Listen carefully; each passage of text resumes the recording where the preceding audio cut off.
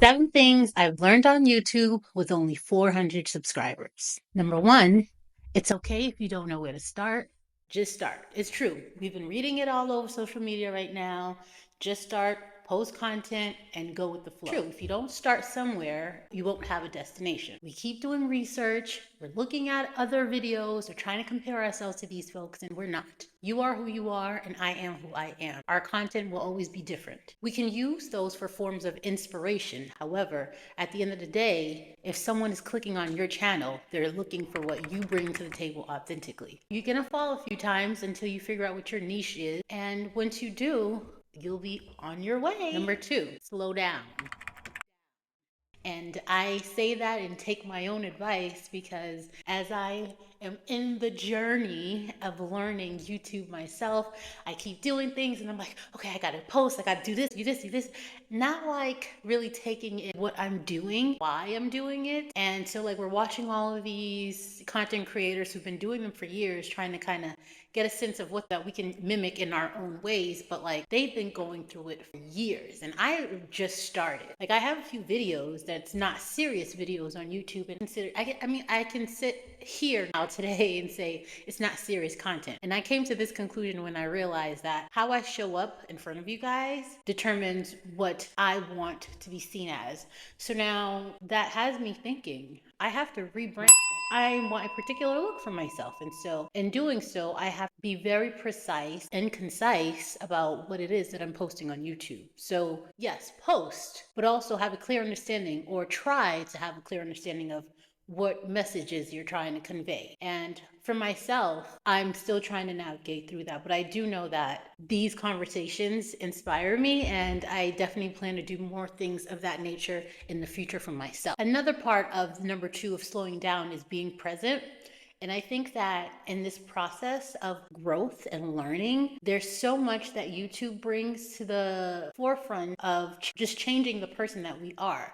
And so I'm loving the fact that it is complex and it's just not that simple and just posting. The fact that I'm having to take accountability of the kind of messages that I convey, the information that I'm putting out there, the work that it entails to do the work. Not only have I gained some photography skills, some cinematic skills, I'm learning about myself and how I show up even behind the cameras and how my self-confidence and how I get in the way in sabotaging myself and how I talk or how I present myself to the world. And all of this has given me the ability to choose to do better, be better, even choose a whole new identity. I'm choosing to reinvent myself and be a better version of myself. And that's because of this platform and the things that I inspire to do with this platform. So I'm loving the process because I'm being present in the process. I'm having gratitude because these are things that one dreams about, and that's living in their truth and living to do things that they're passionate about. So I'm so happy that I actually have this time and this moment to actually do what makes me happy. Despite the challenges behind it, I feel like I'm in my best era right now. I am living my dream. I'm so happy. Number 3, there are many content creators out there with different storytelling abilities, different perspectives, and I am open to just about everyone's opinions and perspectives. And I feel like for most part, most videos that I click on, I can take a portion of it and walk away and say, well, this was valuable information. Number 3, in being open-minded and getting to a point that, depending on how long you've been doing it or what expertise you may come with prior to starting, I definitely didn't walk in thinking I knew anything because truthfully, I didn't really know much about creating content. But now I'm like, oh, wow, it's really detailed. There's lots of information. There's lots of skills to learn. So I'm not putting myself in a box. There's so much for me to learn. And I am excited about that. Number 4, very important. Do not be so hard on yourself. Do not be so hard on yourself, especially to ourselves. We tend to be hard on ourselves because we are probably seeking some sort of perfection or some version of that. And to be honest, we're never going to reach it. So